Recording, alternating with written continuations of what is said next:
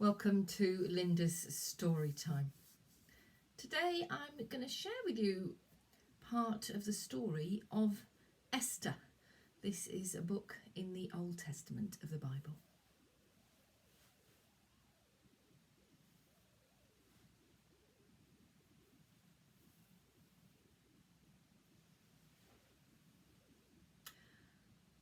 I'm standing at the door of the throne room, waiting to see if my husband, the King Xerxes, will allow me to enter to speak to him. If he raises his gold scepter, this means that I can enter and can go before him. But because I've chosen and asked to come and speak to him myself, he could easily turn around and say that I am to be killed. So I stand here rather nervously waiting. As I stand here, I think about how come I've got to where I am now. Queen of the Persians and the Medes, a Gentile kingdom, and yet I am a Jew.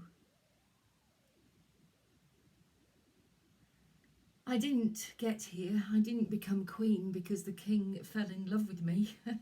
No way. I didn't even get here because of my character. I got here because of my looks. That still amazes me. I never saw myself as beautiful, and yet my cousin Mordecai, my guardian, the one who's brought me up since I was a child, he said I am beautiful, and therefore he always said I needed to be careful because men would take advantage. So how did I get here?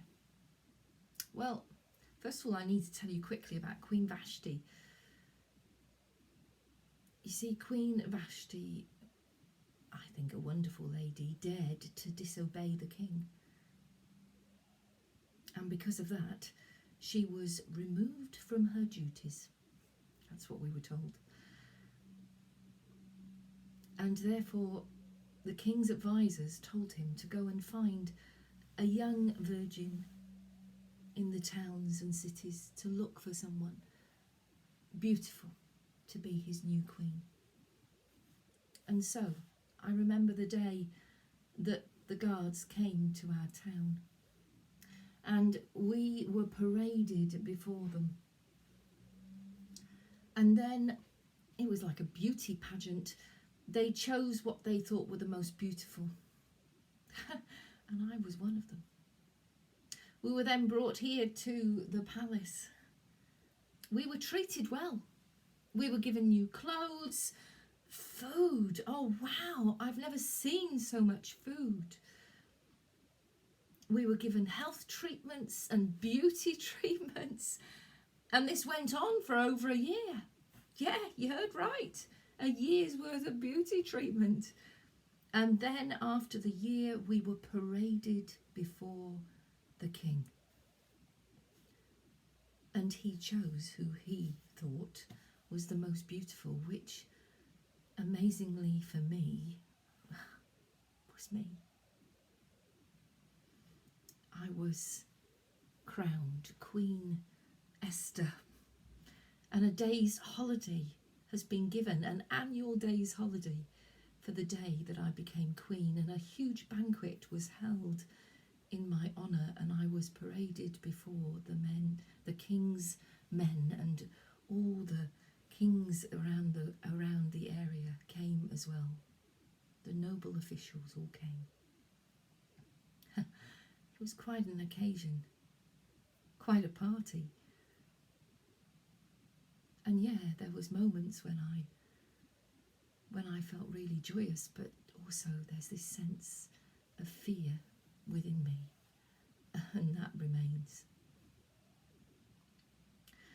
So why am I standing here? Well, Mordecai, my wonderful cousin, he comes every day to the palace. He's a good man. He's such a good man that one day when he was here, he happened to overhear a conversation between two men who were plotting to kill the king.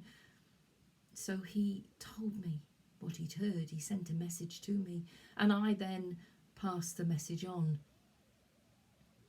And the king, well, the two men were killed. But Mordecai was honoured and placed in a book. His name placed in a book of honour. But the reason I'm here is because Mordecai, when he comes to the palace every day, sometimes it coincides with the time that the king's chief official, Haman, leaves the palace.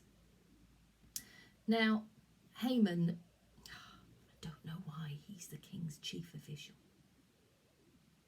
He expects people to bow down before him, and yes, his position in our kingdom here deserves that honour, I suppose.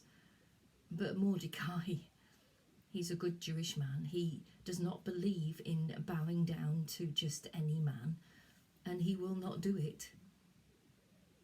He believes in bowing down to God, and he believes in bowing down to the king, but no one else. So Haman has taken an immense dislike to Mordecai. He doesn't know that he's my relative. And he has plotted to have not just Mordecai, but all of Mordecai's people killed. He knows that Mordecai is a Jew, and he's plotted against him. He went to the king, he went to King Xerxes, and he told King Xerxes that someone was disrespecting him. And the king basically said to him, do what you need to do. So Haman has organised for the guards to go to the Jewish area and kill all the Jewish people. All the Jewish people, my family, my friends. They still do not know that I am a Jew. So Mordecai sent me a message saying, maybe you have come to your royal position for such a time as this, and begging me to speak to the king. I know in my heart that I must do this,